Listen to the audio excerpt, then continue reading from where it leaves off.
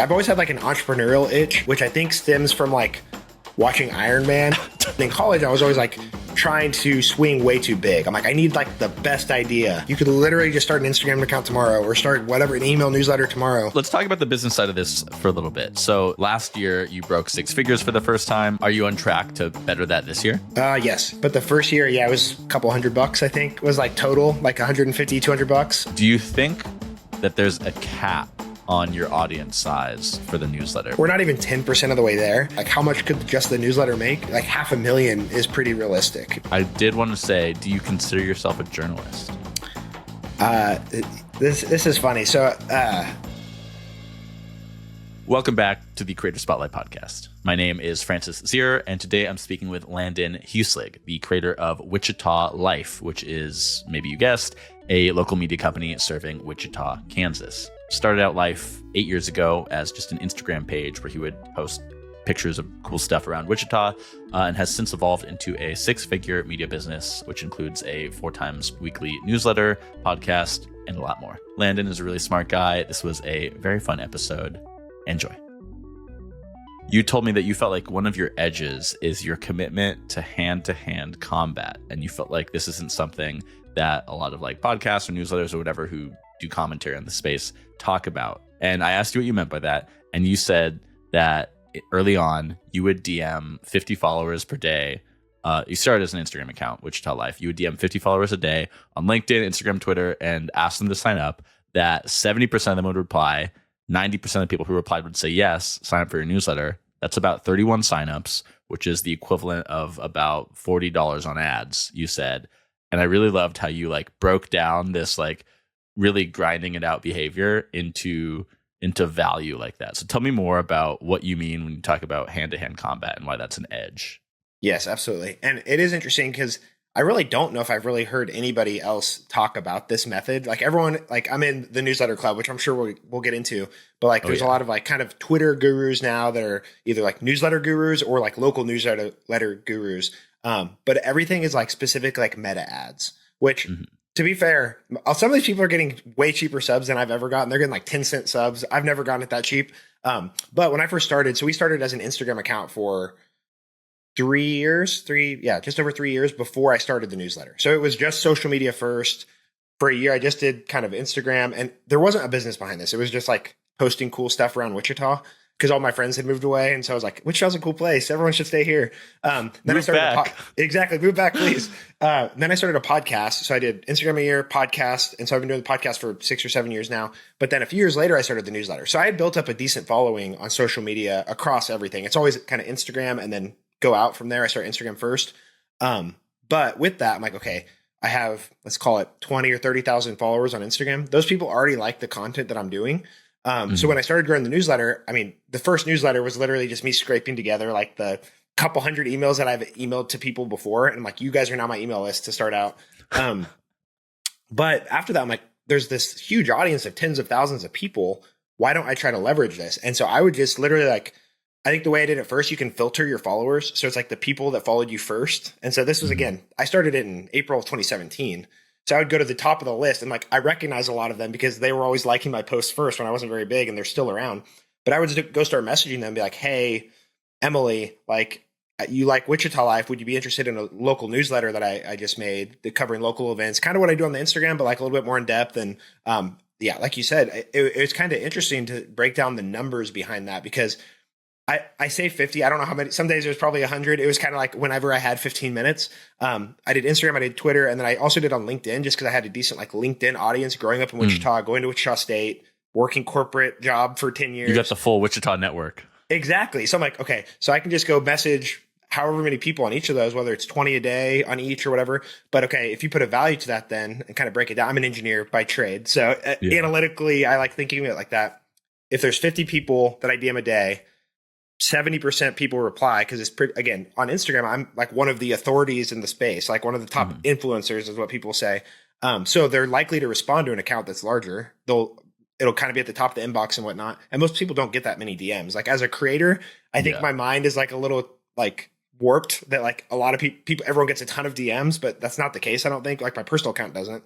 So if you get a DM from a big account, you're probably going to reply. So it's a high 70, 75% reply rate. almost everybody says yes, because why wouldn't? It's a free email. I'm just trying to give you value. I'm not asking you to subscribe or pay for anything. Well, and it's already proven. Like, wait. So when you had, by the time the newsletter came out, how many followers did you have on Instagram? It had to be 20 to 30,000. I'm not sure exactly. Somewhere in that ballpark. Yeah. So probably, sizable. Let's call it 25. Yeah. And this was also like what, 2019? June of 2020 is when I started the newsletter. Okay. And so I feel like the way the creator economy has progressed, like maybe back then things were a little less saturated. So maybe now, sure. I mean, now you could definitely still do that if you have like a reputable account and you're trying to get people to sign up. But then especially, I think there's a higher degree of trust maybe than there is now. Oh, absolutely. Yeah, for sure. Yeah. Cause I think, there's a way more kind of, like I said, influencers. Like back then there was a couple of us in town doing it that are now, I mean, we're like the bigger accounts now, and we were then too, but now there's dozens of other smaller ones, smaller to big, like some of them have grown really fast. But there definitely was a lot of trust there. And so again, you kind of break it down. You can look at like, if you picture, I don't know, I never did like the Russell Brunson stuff, but like the click funnels, you kind of just imagine like, okay, 50 people gets down to this many people, gets down to this many people that say yes. And like a lot of time I wouldn't even have them, like, I wouldn't send them the link to go subscribe. I would say, what's your email? And I would go and put it manually, or I would make a spreadsheet, because at the end of the day, I have 40 replies. I would just go write all the emails down and import a CSV into, I was using ConvertKit at the time, go invert that into Kit. And then there's my emails growing at a decent amount. And I mean, you either have money or you have time. Right. And so I had no money then from like I was afraid to put money into it, like at a large scale. Like I wanted to prove it out. I'm like, this is still, it's still a side hustle today, but like it was a side hustle that I'm like, I don't want to put my own income into it until I'm like making money. Then I can kind of reinvest back into it. But if I can get 40 or 50 subscribers a day at, let's call it $1-ish.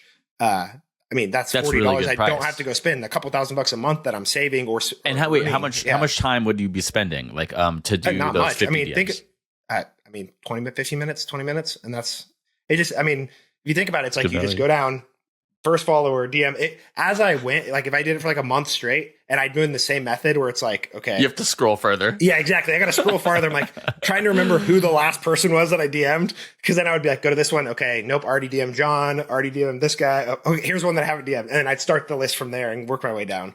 But I feel like a more like growth hacky minded person at the time would have been like, I'm going to hire the VA. I'm going to get them to do it, et cetera. And that's even more value, et cetera. How much is my time worth?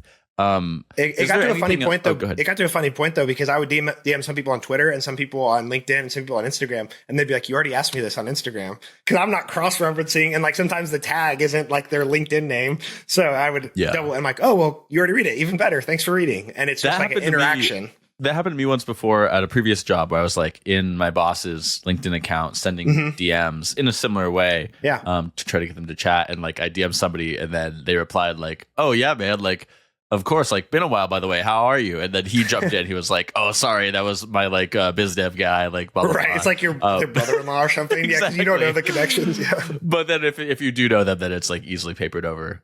For sure. Besides this like DM stuff, is there anything else you've done that you would categorize under this hand-to-hand combat?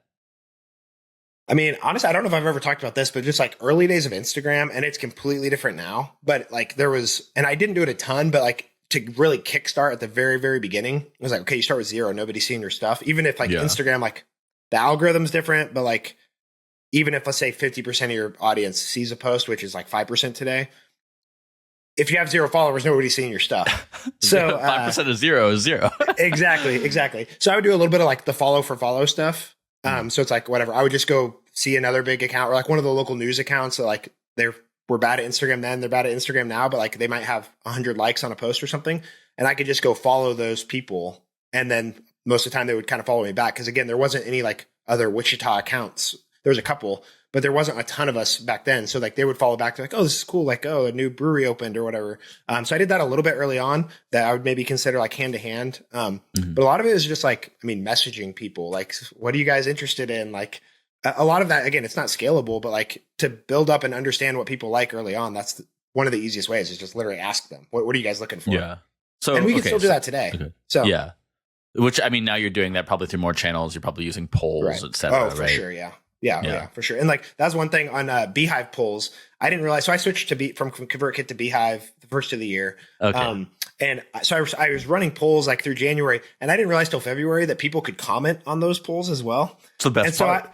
Yeah, and so I didn't realize that. So I opened one time. I was like, I kind of made my way through the dashboard. I'm like, oh my gosh, there's like 100 comments on this poll. I'm like, how did I miss all of this stuff? So that's been a really good kind of get feedback quickly through the newsletter now. Mm-hmm. Do you, with those, do you still include a poll every time, and do you still get a good rate of feedback every time, or does it drop over time? It just depends on what the question is. Like we have like a big festival that like is kind of polarizing because they charge $20 for a whole week worth of entertainment. But so I usually like ask people like what they think on that one for me, but then we also work with the festival company that puts that on. So I can kind of provide them feedback without name. Like I strip the emails away. We don't sell data or anything like that, but like give them like the buttons are too expensive or this or that. But like, if I do like one about like I don't know, something random, sometimes it'll only get maybe 10, but there's times when it gets 50 to 100 comments or posts or whatever they call them. But yeah, that's good feedback. That's a lot. Okay, so I want to paint a brief picture for the listener of what this is. So right now, Wichita Life is this media company. You could call it this local media company. It started just over 8 years ago as an Instagram account. Then you started doing a podcast. Then you brought in a newsletter initially as a way to promote your podcast before you started like learning about newsletters and what they could be. Last year, you broke 6 figures for the first time. So it's this thing that's really organically grown just kind of through what seems like your passion and your like care for being a Wichitan. I don't really know. How do you say it? Wichitan. Yep, you nailed Wichitan, it. Yep. There you go. Yeah, it's really organically grown into this larger business that now there's like other more traditional media companies who are punching down on you, etc. A lot to get into here with that. I did want to say, do you consider yourself a journalist? This is funny. So I don't know where I picked this up. I heard this somewhere, and maybe it wasn't the specific word, but I heard this concept before. But I consider myself a journalist with a lowercase j, not a big J, not an uppercase J, because I think that comes with, it's like a loaded term, right? If you hear somebody's a journalist, you're like, okay, they probably went to school, they studied to do this, they are held up to this like higher, I don't know, journalistic ethics code that I am not trying to hold myself up to. I studied engineering in school. I served as an engineer or worked as an engineer for almost 10 years for a pipeline company. Recently kind of switched over to kind of nonprofit philanthropy side of things. But I've never wanted to be a journalist. I've started posting pictures of my city because I like Wichita, and it grew into this thing because it just like every time I like see something a little different, like, okay, a podcast is kind of a cool branch to grow into. Like we have like a job board now or like an events calendar. And then the newsletter, like you said, it just kind of stemmed organically. Like I was trying to promote my podcast, but I didn't want to be like, go listen to my podcast. That's a boring email. No one's going to want to receive that. So I started like, okay, maybe if I put in like, okay, here's like 2 big news stories that happened. There's a big basketball tournament coming, or Taco Fest is next weekend. And then that grew once I figured out what an actual local newsletter was, it grew into kind of that's the product that I'm selling. Okay, wait. Well, we have to talk about the podcast for a second before we get into the newsletter. If the newsletter comes out of the podcast, so the podcast also called Wichita Life. I think the first episode was published 7 years ago. There are 113 episodes. What is this podcast, and how did this come to be after the Instagram? If the Instagram is just I'm just going to post pictures of cool stuff around Wichita, what is the podcast? Why did you do that? Sure. So from doing the Instagram stuff, I kind of had a feeling like I've always had like an entrepreneurial itch, which I think stems from like watching Iron Man and like Social Network. It was just like entrepreneurial. I don't know what it was. Probably Social Network more than anything. I think that was kind of like the hit movie, like back in like high school, college. So it was like, oh, I could do that. But then in college, I was always like trying to swing way too big. I'm like, I need like the best idea. You're trying to start Facebook. Exactly. Which is funny because I heard Sean Purry on My First Million. His example was like, I was trying to go like date Jessica Alba off the bat, but if Jessica Alba walked in the room, I wouldn't know what to do. It's like if I had a Facebook ID, I wouldn't know what to do with that.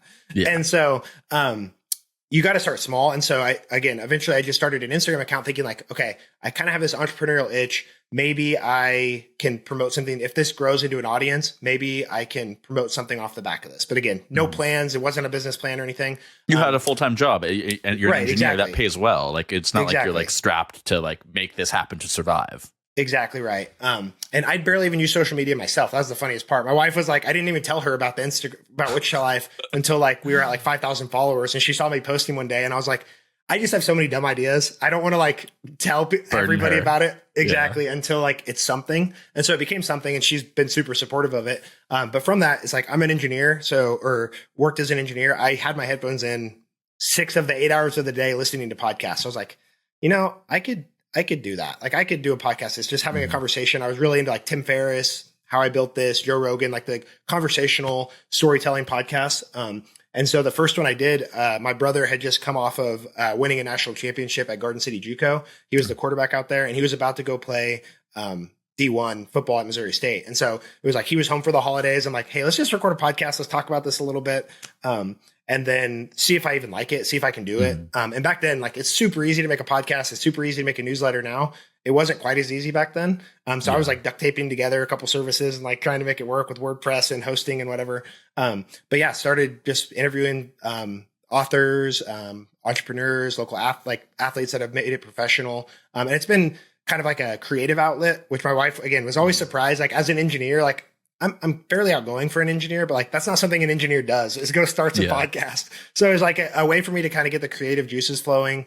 And again, I knew I wanted to do something entrepreneurially. I'm not going to be quit my job to be an influencer. I was like, okay, maybe a podcast. But then from that, I found podcasts, and I'm sure you've seen, are like very hard to grow, like inherently. It's just hard. It's like word of mouth, and like you can promote it on social media, but it's hard to get somebody to like subscribe. It's a big ask. Listen to this for an hour, Yeah, exactly. And so then that's kind of where the newsletter stemmed out of. I'm like, okay, I can promote that. And then that evolved. And it's like a constant evolution of whatever I'm working on keeps growing into something else. So it's like, if you ask me what I'm going to be doing a year from now, there's probably some other layer or step that's built out of that newsletter. Yeah. Did it help grow the podcast, or like did you pretty quickly realize like, oh, the newsletter is better served doing something else? Like, did you actually accomplish your original goal with the newsletter? Not really. I mean, it's like fairly steady. I mean, each episode gets a couple hundred downloads or whatever, and sometimes it's like a lot of it, honestly, and I'm sure you've seen, is like it depends on the guest. Like if they have a following, or if that topic is super interesting, that will take off. But it's just hard to kind of build up that base. But something I did try, and I don't know if I've ever talked about this either, that first summer. So I was only sending, okay, this is COVID summer, so everything's different in the world. But the first year of COVID, but I would send a weekly newsletter with this stuff. And then I was like, okay, I don't know. I did get guests on the podcast like once or twice a month.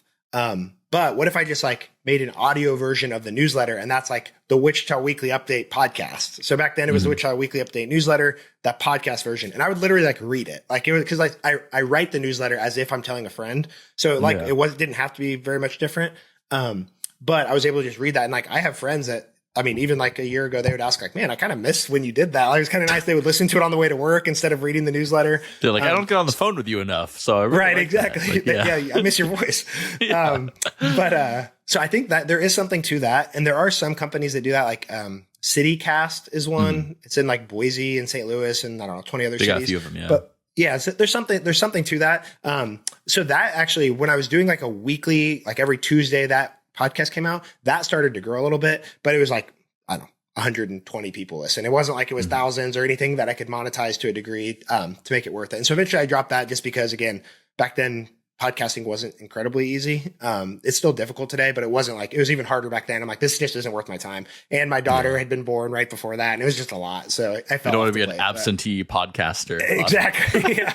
Deadbeat podcast dad. Exactly. That's a new type of guy. Okay, let's talk about the business side of this for a little bit. So last year, I know that you broke 6 figures with it for the first time. When did you make your first dollar through Wichita Life, and then what year did you break 4 figures and then 5 figures to lead up to 6 figures? That is a great question. The first year, again, was just the Instagram. So it was like, I don't know, not making a ton of money. I think the first check I got was for like 3 Instagram posts. It was like $75 from like a local salon brands place. It was like called Salon Brands. We count those. Yeah. Hey, that was one of the best checks I've ever gotten, honestly. Cause I'm just like, man, I can actually make money from like, this is a thing. Like I didn't know this could actually be a thing. And so I actually just pulled up a spreadsheet where I have it year by year. But the first year, it was, like a couple $100, I think was like total, like 150, $200. And then there was a couple years, like a couple $1,000, like so I was like 2017, 2019 was like a couple $1,000. And then there was a few years where it was like doubling. I'm like, man, if I keep this up, it's going to just parabolic. But exactly. But yeah, I would say, let's see, it went from, so 2024 was the first year we broke six figures. 2023 was like 80,000. 2022 was like 57,000. And again, that's like before expenses and like investing everything else back in. But like top line, $119,814 last year and 98 cents. Damn. So that was, I was surprised because that was the first year that I made more than my real job. Wow. But, which was a big deal. So again, 8 years later, 7-8 years later, kind of got to that point. Are you on track to better that this year? Yes. Yeah. I wouldn't say like blow it out of the water. And some of that's just been like my career change. So I switched from being an engineer to philanthropy, area, which wasn't like a crazy salary change. But just like work, I don't even know, work capacity. Like my new job is like having to do different things. So you're not like in the groove. You have to think more, maybe. So it was a little different, just like switching careers. But honestly, the new job has been way better for Wichita Life because I'm allowed to do stuff like during the day a lot more. Like my job is literally to work with nonprofits and see how we can help them and potentially write them a grant. But a lot of it's just working with nonprofits, connecting the dots. And I was doing that with Wichita Life, but now I get to be like, I get to pay to do that. And so it's been awesome to kind of meet new people and stuff. But it's been cool to see like how it's like a steady growth and then it kind of slowly picks up speed. But yeah, we should beat 2024's numbers this year. Knock on wood. Is that mostly advertising sponsorship revenue? Is there anything else? So mostly sponsorship. I'd say probably like 95% sponsorship revenue, which is the way I break this down is like, I don't know. Do we have like newsletter only revenue? We have like Instagram only revenue. Cause some people like they see we have, I don't even know, 55,000 followers on Instagram. They see that number and they just want to like promote stuff to there. But like some stuff is just really hard to promote on social media. Like the algorithm, like, okay, people aren't liking this. They're just going to skip it and not show it to anyone. Some stuff's only newsletter, which is a lot easier to show. But a lot of our revenue, I would say like of that kind of 90% chunk, probably like 60 to 70% of that is like, I call it like a combo package. And so we'll be like, hey, you're going to be in the newsletter twice this month. We send 4 times a week. So it's like every other week. And then once on the Instagram. So then we can kind of like split up the audience. And I imagine, I mean, by now everybody knows about Instagram advertising. It's such a normal thing. I think newsletter advertising is still probably unfamiliar to a lot of people, right. Especially I imagine some local businesses that like aren't spending a ton of money on like internet advertising. It might be kind of a mystery to them. So probably you're having to do a good amount of education of like, hey, the newsletter is actually much more valuable for you. You're going to get a much better ROI. You're having to do that education. I am. Yeah. And it's definitely difficult, but it's fun because, they work with us once or twice and like some stuff, like in a perfect world, I have somebody that just signs like a year contract and just keeps renewing every year. But a lot of them are like, we have a few $1,000s and we have a 6-week period leading up to an event or something, or a fundraiser or something. We want to spend it with you. And so it's kind of me figuring out like, okay, how can I help you get the best bang for your buck? Is it 3 Instagram posts? Is it 6 newsletter? What does that look like?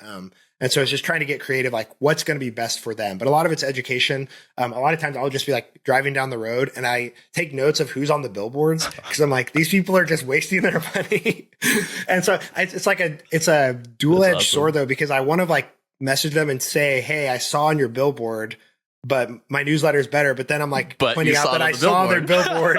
But so there's like that side of it. But then it's like, I'm actively looking for that. If I was just driving, not paying attention, but also like, even if I see that, what am I going to scan a QR code while I'm driving? Like my newsletter can go straight to your landing page or multiple landing pages with an ad. And so it is a little bit of that education, but once they kind of see that a couple times, a lot of them just keep coming back, whether that's the same time every year or just continually. So what's the longest you've been working with any single advertiser?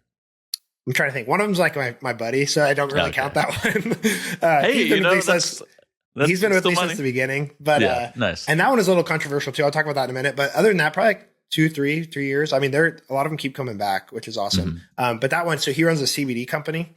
And so early on, he wanted me to promote like on Instagram. And I was like, this is probably like 2019. I'm like, I want to support you, but more I of a gray area. Like it's more of a gray area, especially on Instagram, but just in general back then in 2019, like I feel like it's way more acceptable now. Like it's like, I don't know, like some of the logos have like marijuana plants on them. You know what I mean? It's like, I'm not going to blast that in like a family friendly Instagram and stuff, but like I've used, like, my grandpa uses CBD for his back, and like around the 4th of July, we use CBD for my dog. So it's like, I put that type of stuff in. Like, this is stuff that we actually use. It's not just like, we're not trying to get high off of this stuff. You know what I mean? But like, there's a weird gray area, but it's like, CBD, like Instagram advertising, is now more normalized. Exactly. That's a great point. Everything's evolving. Yeah. Everything's evolving. Exactly. Exactly. Okay. Talk about the audience for a little bit. Wichita Life, I think it goes out to 31,000 people right now, the newsletter. Instagram's nearly 60K. I think you've said that the total social following is right around 120K right now. Population numbers, the city is 400K, about metro area 650K. So newsletter alone, 31,000 people. That's no small chunk, right? That's decent saturation for only doing it for about half a decade. Do you think that there's a cap on your audience size for the newsletter where like you could get to 100,000, 300,000, but not further? Is there a cap? And do you think about that? I haven't really. I've thought about it a little bit, just, and like I've given a couple like local talks at like 1 million cups and like some entrepreneur stuff, and like I always kind of pitch it as like, okay, we are, like, back then, let's call it, we're 31,000. Again, you said 400,000, but like we target, like we write, it's called the Wichita Life Update, but like we cover everything, all the suburbs. So it's about 650,000. I'm like, we're not even 10% of the way there. So I'm not really worried about the cap right now as like a limiting factor. If anything, it's just like, we have a long way to go. Like I'm probably not going to reach that limiting factor for a while. But I mean, I don't see why 100,000 people wouldn't read it. You know what I mean? And so like the Wichita Eagle is like the legacy paper here that's been here for 100 years or whatever.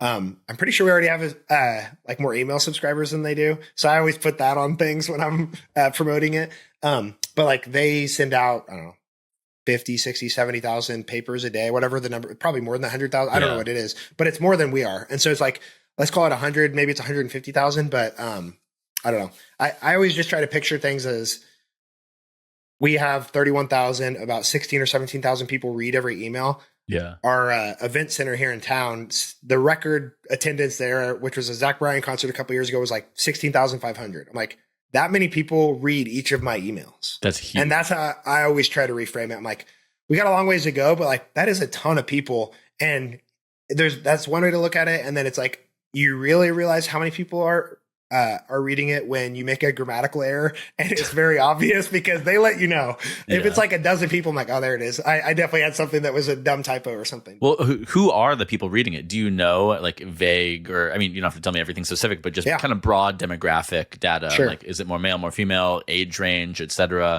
Who reads it? Yeah. So both the Instagram and email are about 2/3 female, which I've always thought was interesting. And maybe, I don't know if that's like normal. As an aside, Ryan Snedden, who I know you know, a former Career Spotlight guest, one of kind of the pioneers of the local newsletter thing, he said a similar thing. His was like 2/3 female, I think, as well. Right. So 2/3 female. But the drastic difference is like, I don't know which way I'm looking on the screen, but on Instagram, it's like 25 to 34 is like the majority bucket, which you'd kind of expect Instagram, social media.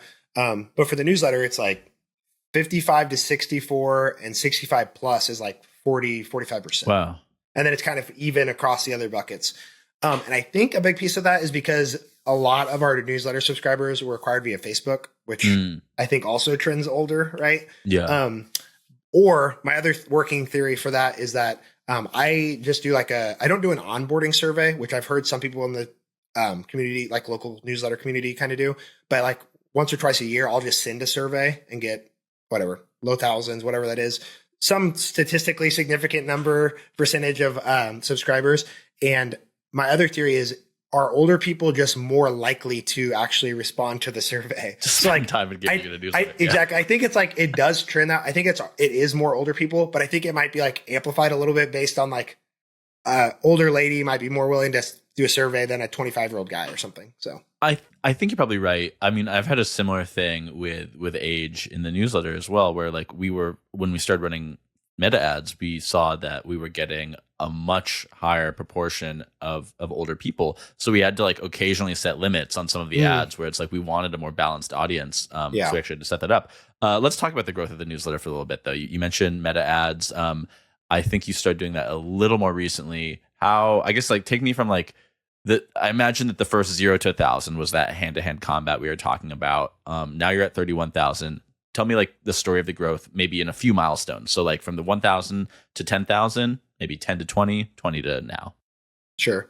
I don't have the numbers exactly in front of me. I would say, I started running Facebook ads. So I started in June of 2020. Oh, I didn't realize you started that long ago. Yeah. So I started actually, I never said it to Ryan, but I actually started before Ryan did. So we're both kind of OGs in the newsletter space, but it is funny thing about that though. Cause being in the newsletter, he's just louder about it. He was a lot louder about it, but I met him because he was loud about it. So it worked out. So he helped me out a ton early on. Like it was just like how to think about it, frameworks. Like some of my like templatization of things was kind of copied off of him. But he's the one that showed me how to use Facebook ads initially. And so I ran, but it was like $10 or $20 a day for a little bit. And then like I would kind of grow and then like not run out of money, but like I didn't want to run out of money. So I'd kind of tone it back a little bit or turn it off for a little bit. Or something I've done before too is like, I ran the same Facebook ad for 2 or 3 years. Like again, like not one a ton of single money, unit? like the single ad. Like there's been a couple of them that I've just ran like in forever. And then eventually got to a point I'm like, okay, it's like $1.50 a sub, which isn't even bad, like in the big picture of things, but like was just more expensive than the 90 cents that I wanted to be spending per subscriber. So I just let that run. But I would say it tails off sometimes because I'm kind of hard on myself. So I'll say like I'm being lazy and I'm not like swapping out the creatives, but it's more like you don't strike me as a lazy guy. I don't have time. So it's just like recently, like I kind of tapered off the Facebook ads a little bit because I had been running an ad for months and I'm like, I need to swap this out, but I just haven't had time to do it. But I also don't want to like burn money, but I also don't want subscribers to stop coming in. So it's like, I just need to like set aside an hour once a week to like swap in some new creatives. But I would say it was probably like, I don't know, if you break it out, it's probably like 500 subscribers a month or something. I don't know, roughly if you like linearly, something like that, which some months it's like 2,000 because I really cranked it up that month or something like that. But like I started this year, it's kind of hard because I used to have it on Kit. And so it's a nice graph, but I switched it over. And then I had to scrape off my Kit subscribers because they were wanting to charge me again.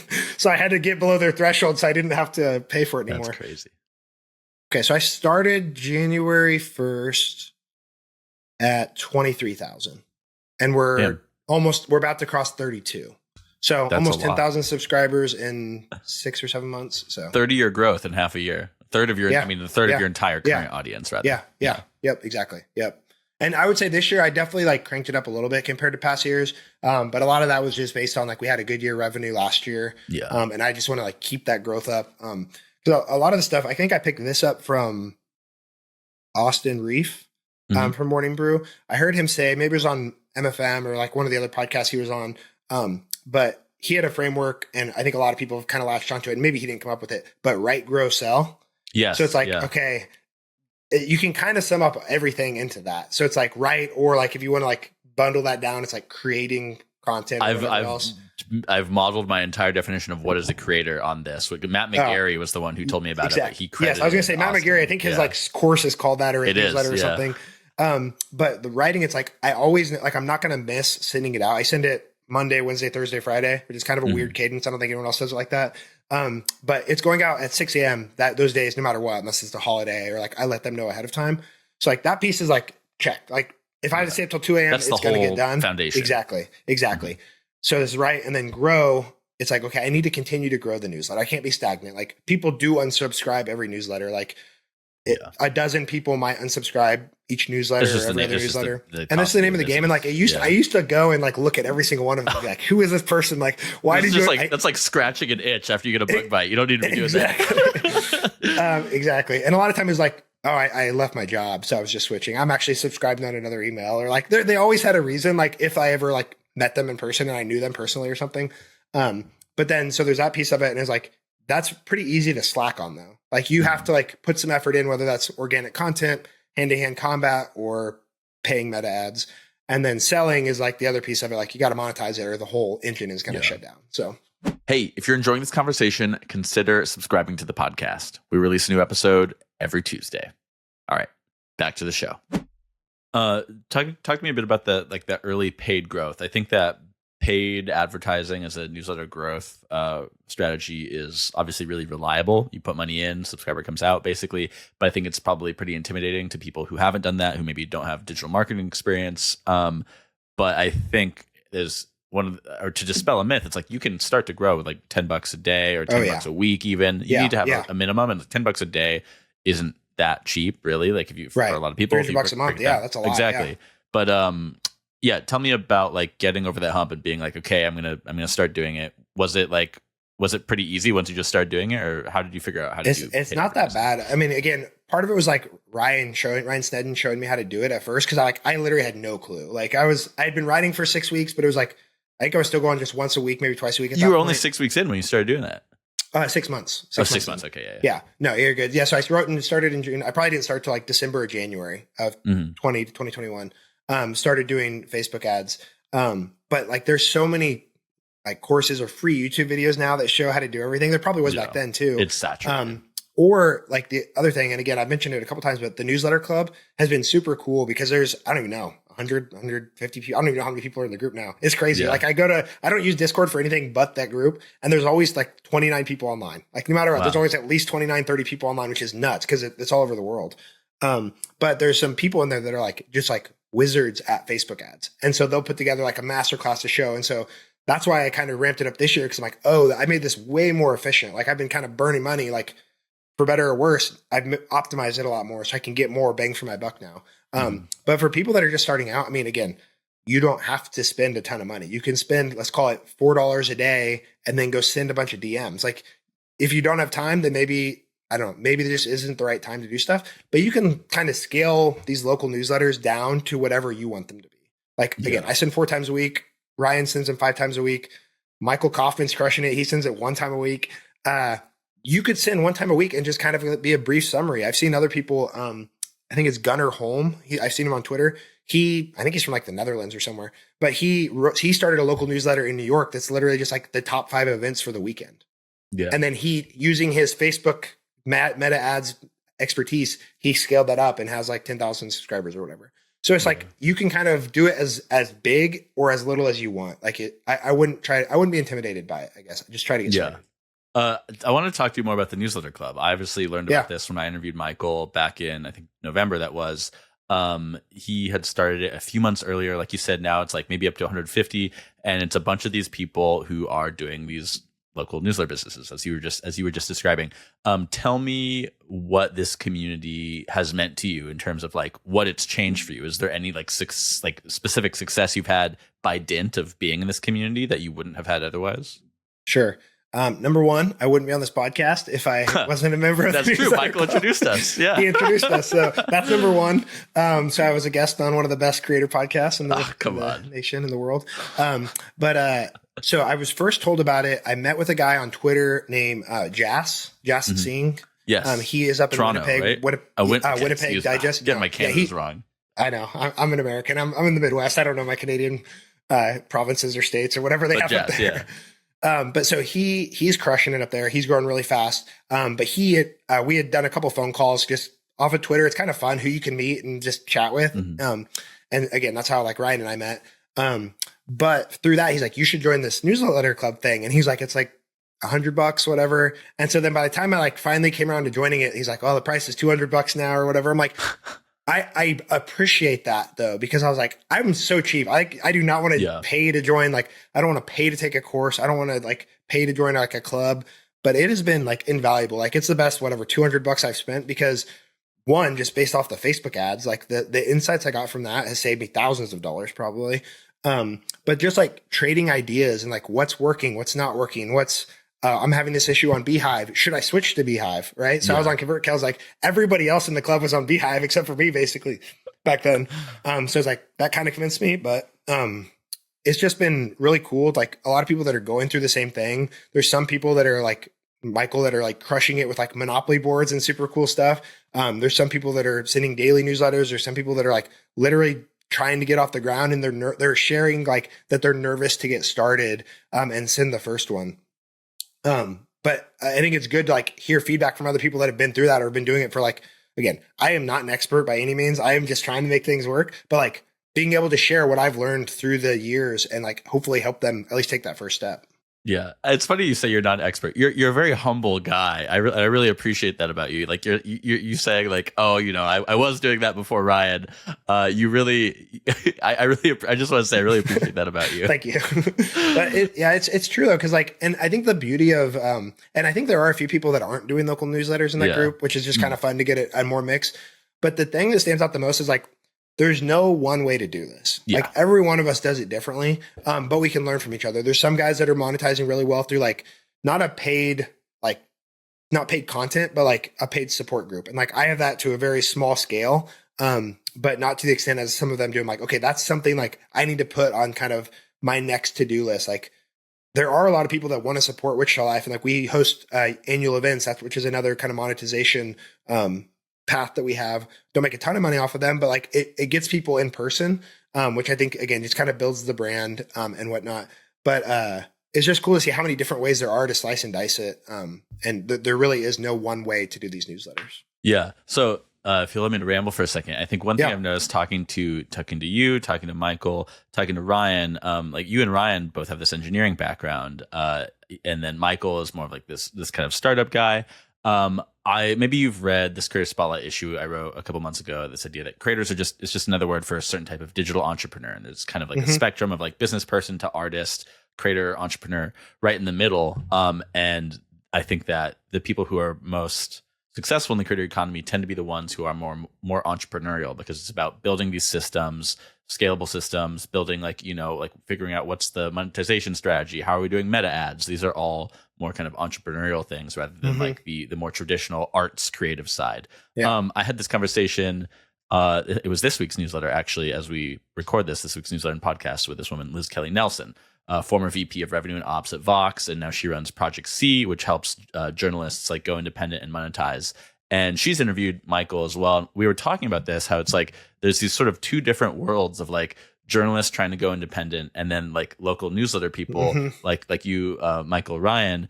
And like for you don't really need to do like this traditional journalism. It actually would cut into your bottom line. You wouldn't make any money. Like you would have to be doing it, or you would have to be hiring somebody to go out and do it. And like not that you need to. I mean, traditionally journalism has been supported by like the classified section, like event lists, people paying for event listings, whatever. And so you do that side and you don't need to do the journalism. I don't know though. It's really, it's interesting to me because I would like for there to be a way for like more journalist type people who do like really good reporting to work with people like you. But it's just like the market doesn't really incentivize it. So I think it's really interesting. So earlier you said like, you're not a journalist, capital J, lowercase j journalism. But I am curious just what you think about this sort of like creator economy difference between the more like entrepreneurial business builders versus the people for whom maybe the like the content itself is more the end rather than the means to the end of building the business. Yeah, that's super interesting. I mean, I think when you first mentioned that, and I listened to a little bit of that one, I haven't finished that podcast yet, but I think it's like, it reminds me of like when Substack first came out, or like has grown, and it's like, I don't know, you used to write for like the Wall Street Journal, and now they want to go independent, and so that's like their way to get paid while they're doing it.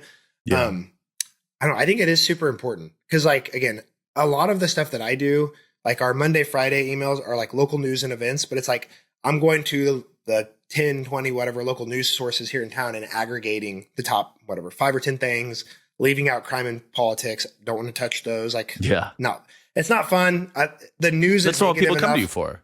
Exactly. Yeah. It's like they come to me because it's like positive news about Wichita written in like my voice. So it's like their friend literally telling them the news. And like I've mentioned to my wife before, like 5 years from now, do I still want to be writing the emails? It's like, maybe. And she's like, but you kind of have to, because it's in my, people are coming to read it from me. I'm like, I get that. And it's like, there's probably some middle ground there.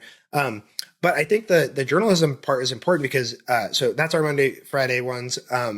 On Thursdays, we do like a event rundown, which is kind of modeled off of some of your guests as well. So another Prop Tier podcast.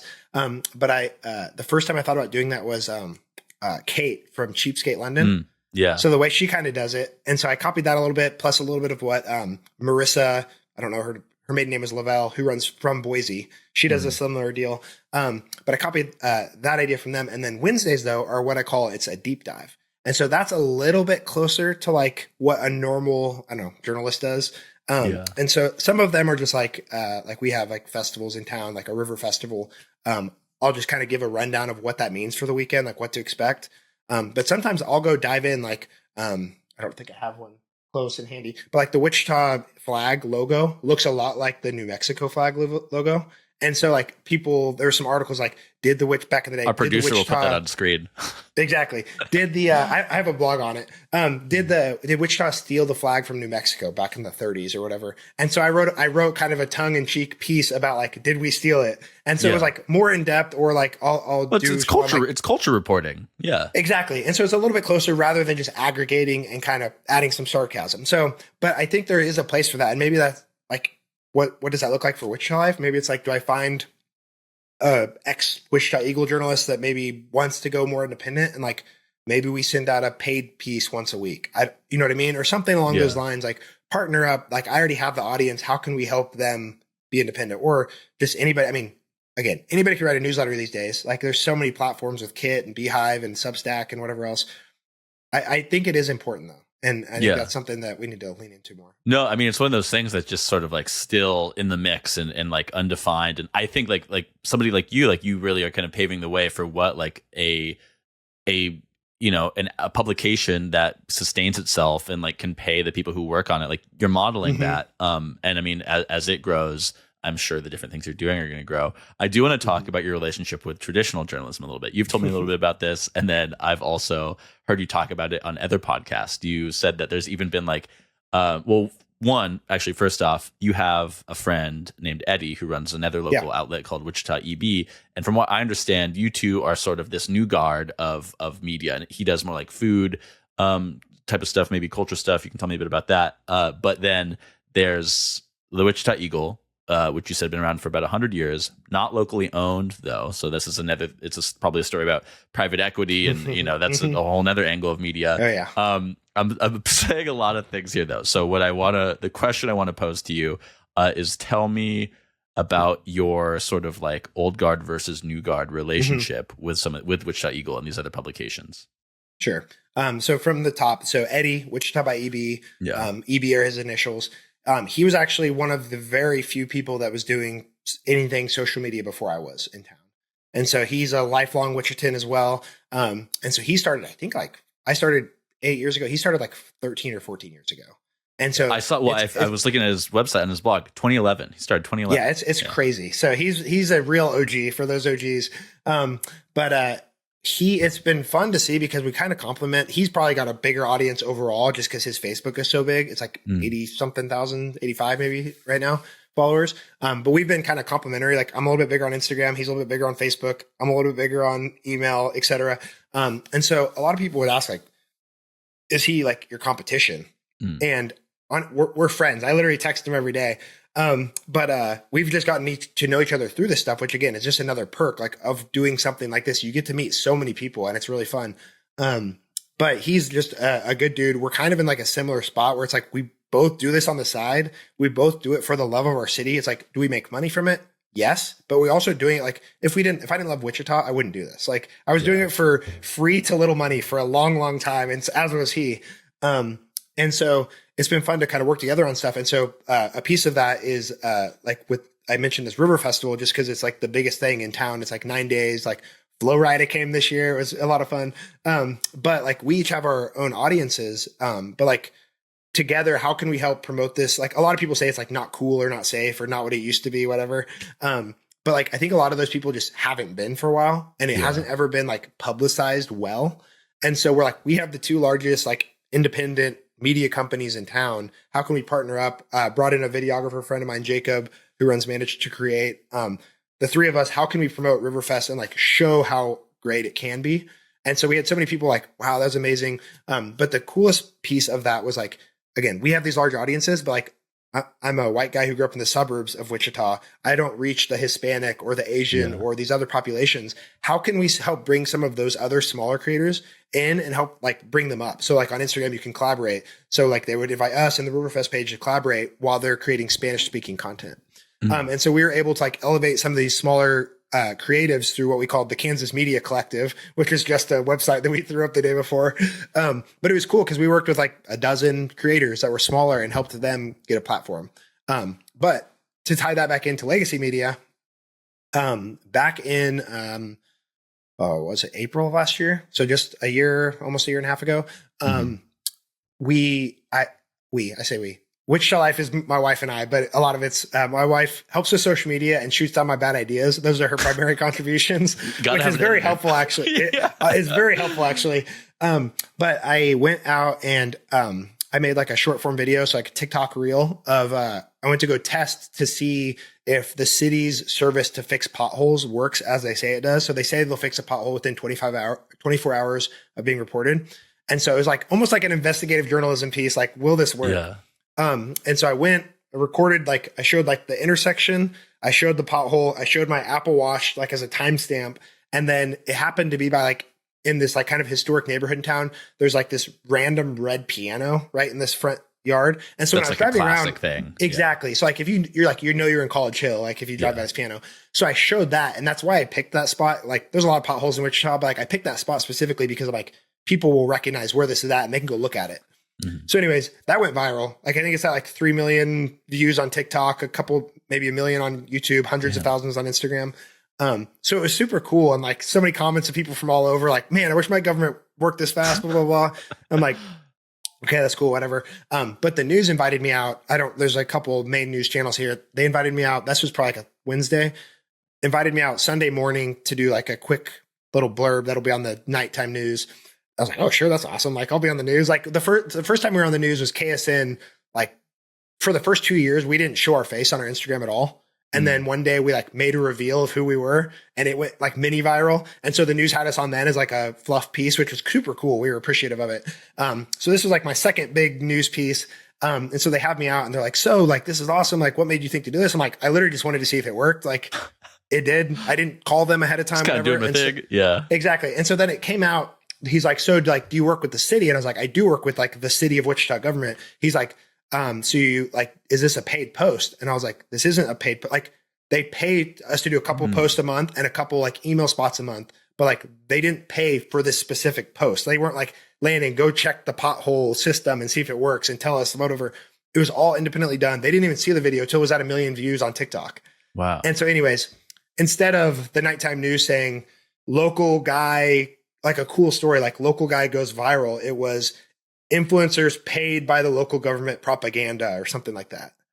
And I was this just like, is really interesting. Oh, I see this game we're playing. Like, and so I've seen that guy around town that did that a couple times. He's new to Wichita. I'm like, what? What's wrong with you? Like, this could be a good thing. Like, I don't view you guys like, if anyone is my competition, it's legacy media, but like, there's enough room for everybody. Like, I'm not trying to like put you out of business.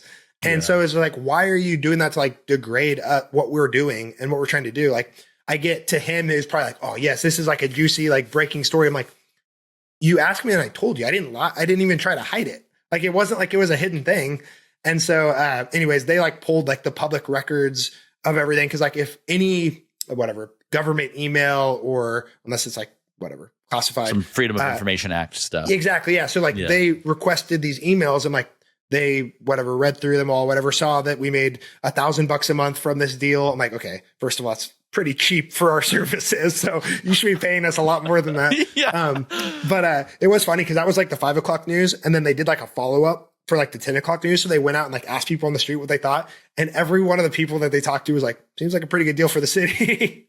This is so interesting to me because I think this is like, this seems to represent so much, right? Like I think of like how there's a bunch of like talk about like politicians don't know how to communicate with their base anymore or something. You see this a lot of hand wringing around the Democratic Party, like the whole idea of like the Joe Rogan of the left. You know, I think exactly. this is the same kind of thing where there's like these kind of old standards or like old rules where it's like you are this like citizen who also makes media but has been paid by this organized by the city to do this one thing, but you also did this other thing that wasn't related. And like, should you have had to disclose this? And like, all this stuff. But it's the kind of thing where like the old rules don't really apply because you're all like, yes, the city pays you to do this one thing, but in this other capacity, like I'm reading this book right now called The New Journalism. That's like a series of interviews. Yeah, it's a series of interviews with all these like people who've written amazing, but like like Moneyball, like the guy who wrote that. And there's a lot of questions about like, do you have any rules with like your subjects? And it's like, I would never give them money, or I would never like accept them to buy me lunch or whatever. Like, and back to like the lowercase j versus like uppercase J journalism thing. It's like, I don't know. I don't really have like a neat answer to this, but I think this is just so illustrative of this sort of like this struggle for like this new world of media to be born, where maybe this guy you're mentioning about, who's not even from Wichita, like was kind of afraid or did kind of look down on you for being this like influencer. Really, it's really bizarre. It is bizarre. And to take it a step further, like we had a bunch of other people reach out about like other news channels that are like, hey, we want you to comment on that. I was like, I'm not talking to anybody else. Screw you guys. Like, I'm not giving anyone else the time of day. But so then there was another kind of local, I think it's like a publicly funded, like one of the other government funded like newspaper radio station type deals. They wrote one, but they published Google Drive link with like all the documents they pulled from the government Freedom of Information Act stuff. But again, I'm paid by the city. So they have my, W-9, whatever the form's called. Which has, they blocked out my social, but they did not block out my address. So they doxed by you. Default, they doxed me. And my wife was so pissed. We have 3 little kids. Like there's probably somebody in town that doesn't like us and is kind of crazy. Like just by the nature of having this many 100,000 people, 0.01%, there's somebody that's crazy enough to do something. And so she went after them. And it was just like, okay, time out. Let's take a step back. If you're going to hold me to journalistic integrity standards, you need to follow them yourself. Don't act like you're all high and mighty when you go and dox me and my family. So that was a big deal. But that is so bizarre. Her response was, she did apologize. I will give her that. And she's since moved to different publications. But her response was, I didn't know. I assumed that was your business address. I'm like, don't assume. But it is home. But it's also my home address. I'm like, come on, just spend a little bit more time looking it up and you'd know that it's my house and not like an office. Obviously you Google it. I'm sure there's no businesses on your block or something. Exactly.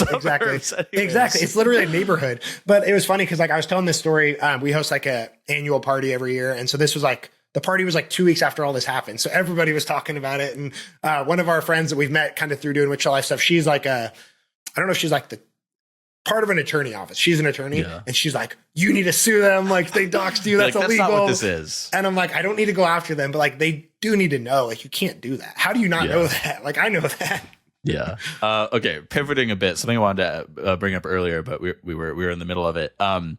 What Michael Kaufman is doing with Catskill Crew, where like he he sells board games, puzzles. He's like, his whole idea of this newsletter as a holding company, and he's always teasing on Twitter something about like buying land for some new business. I don't know what it is, but like he so mysterious. Mysterious. But anyways, my question to you is like, is there anything like that in your, whether it's your near future or your dreams with what this could be, where you're like, I want to spin up this thing, like, or like Ryan Snedden started like some like fancy porta potty business, right? Like, is there anything like that you're kind of like dreaming up? There is, and I think. Right now, you don't have to reveal it too, by the way, if it's no, I don't have anything specific right now. But like I almost started one of them was like an inflatables business, like inflatable rentals, like big bouncy houses and stuff. But my wife keeps telling me I can't start another business off of this until I quit my real job. So we've got a little bit of time, but there's a lot of stuff like that. It's just like what makes sense for our audience, right? So like it kind of very low hanging fruit was like I started a job board. Using niceboards.com or .co or something, but it takes like 10 minutes to spin up a job board. Very professional looking, looks really good. It's slacking. Like I haven't quite like optimized, but I haven't spent that much time on it. But like it's, I don't know, $150 a month. And I'm definitely like net positive over the first year and a half. But like there's little stuff like that. It's like, okay, that's just like something I can slot in as an ad. That's easy. But like I kind of alluded to earlier, it was like 5 years from now, I don't know if I want to still be writing this every day. Like I'll probably still like at least edit it or like write some of it, but I'll probably have somebody helping me do that. But then I can focus my brain power, my willpower on like, what is a local business? And it's like, I don't know. I don't want to do roofing. I don't want to do stuff like that. It's like, it would have to be the right thing. And so like rental type stuff sounds like a good idea, but like, who knows? There's just so much to it. And something I've seen a lot of people do, and I'm not like taking a shot at anybody, but like they have a little bit of success in like this local newsletter stuff. And they just want to like scale it to the masses because they've seen like how fat or like scaled to a bunch of different newsletters. Because they've seen like, I don't know, how easy it can be once you kind of know the right levers to pull on Facebook and Meta. But I don't know. There's so much juice to squeeze here in Wichita just from like the newsletter, let alone all these other layers I can build on top of it. I just want to go deep and do this really well. And not like, I mean, I could start one in like, I don't know, every little town that's like 60 minutes away or like all of the, like Wichita's the biggest town in Kansas, but like started in all the towns in Kansas and like whatever, franchise this out or do something. I'm like, I think that would affect how well I'm doing my main thing.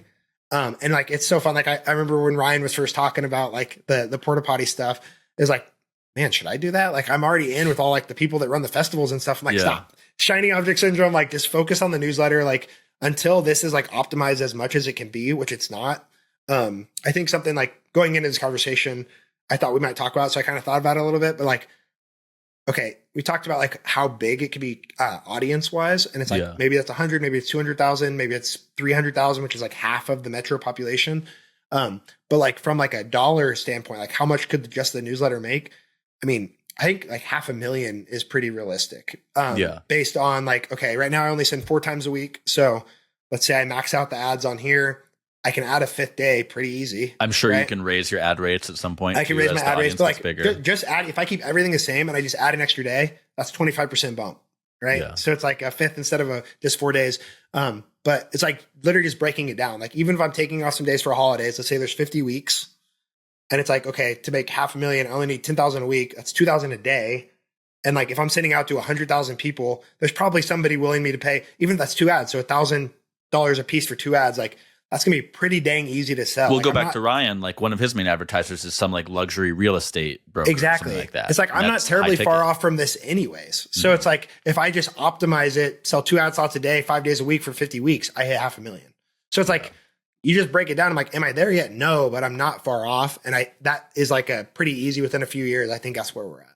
I think what you were saying a second ago, I think is something that charms me about the way you approach this and about Wichita Life is like you do come to it from this place of like caring about your community and not trying to just like scale and like really like squeeze every bit out of this, right? I think in general with the people I look to interview too, that I'm always interested in that of like the people who like want to build a good business that isn't like world eating, right? That like, just like, serves a community and a purpose and like doesn't exploit that community, that audience, right? That there's like a real sense of responsibility, which is a question I used to ask people.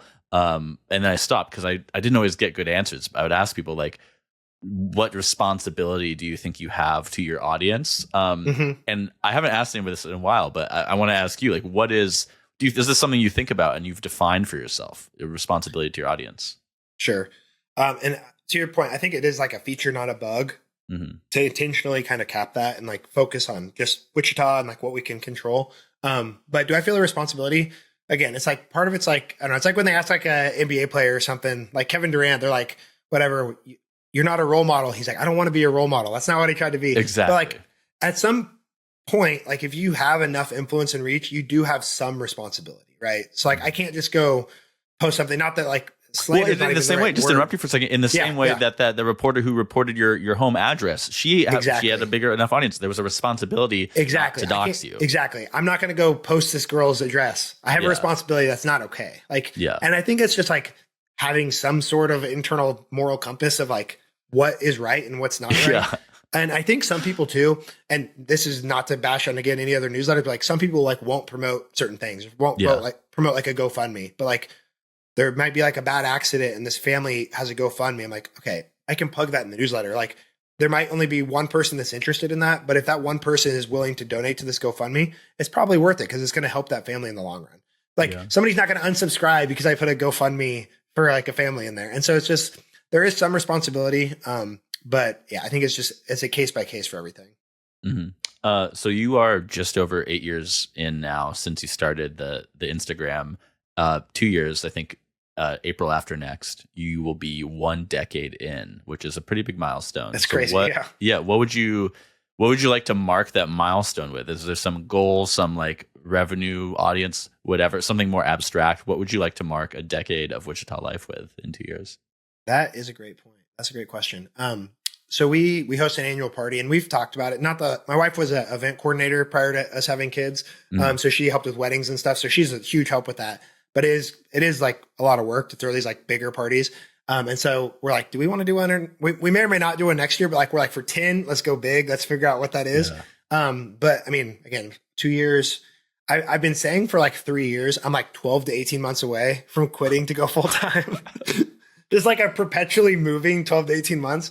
But maybe 10 years, and maybe that's the goal. Maybe it's like in 2 years, like I quit to go full time on this. And again, I'm not in a rush to quit my current job, and they know I do Wichita Life, and they're very supportive of it. And like, they're like, if we can have you for 6 months or 6 years, like kind of we'll take you for whatever that period of time is. But that would probably be the goal. I think I don't know. I haven't really thought about it that much, but that was the first thing that popped in my head. So whether that's me making, I mean, maybe I'm just on the same track I am now, and it's even more stable with like longer term partnerships, or maybe I double or triple the revenue and we're making close to 300,000 to 500,000. I would say those are some pretty good mile markers. And let me think, 2 year 20, do some math real quick. I don't know. It'd probably be like 50 to 60,000 email subs probably, is probably a pretty safe number. Okay, this is a good answer, because the other thing I was wondering was what it would take to make you feel safe enough to quit, because you've got 3 kids, you've got this young family.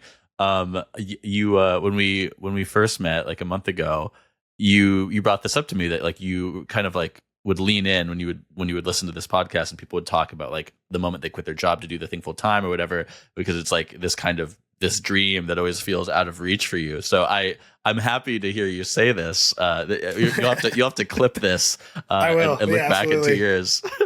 Absolutely. I might put it up and like have a screen on my wall that just has it on loop so I can keep thinking about it. But absolutely. Yeah.